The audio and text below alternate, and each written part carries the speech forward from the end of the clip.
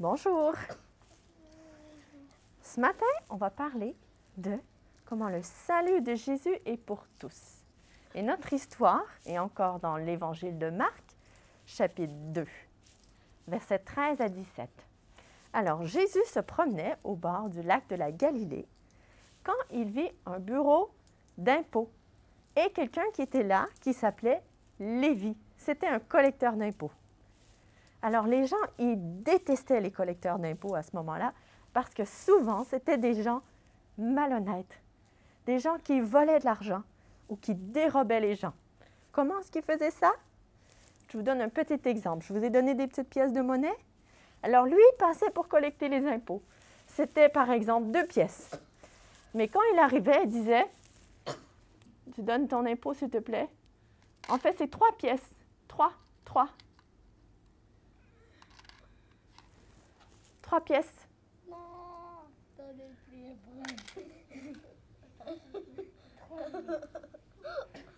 Trois pièces. 3 pièces.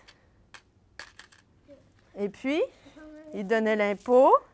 Et puis, il gardait, il en donnait 2 et il gardait le 3e pour lui. Et c'est pour ça que les gens le détestaient. Alors, Lévi, peut-être, est-ce qu'il avait déjà entendu parler de Jésus? Est-ce qu'il l'avait entendu enseigner? On ne sait pas. Mais Jésus, lui, il connaissait Lévi. Il savait c'était qui. Jésus, comme c'est Dieu, il connaît tout. Il connaît nos cœurs aussi. Et Jésus voulait que Lévi soit un de ses disciples. Donc, il lui a dit, « Suis-moi ». Quelle surprise! Alors, Lévi, qu'est-ce qu'il pensait dans sa tête?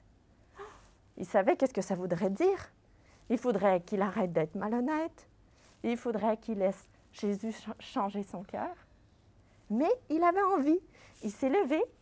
Il a suivi Jésus. Et Jésus a même changé son nom. Il lui a donné le nom de Matthieu et il a écrit un des évangiles.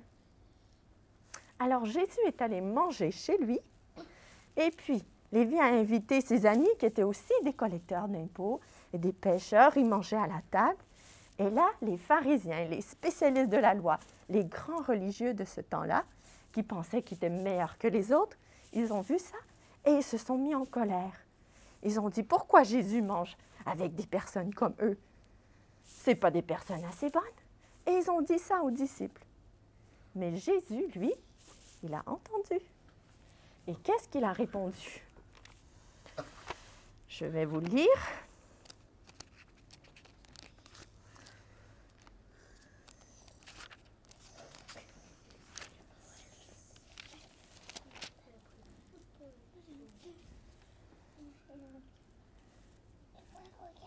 Il leur dit, « Ce ne sont pas les bien portants qui ont besoin d'un médecin, mais les malades. Je ne suis pas venu appeler des justes, mais des pécheurs. » Qu'est-ce que ça pourrait vouloir dire?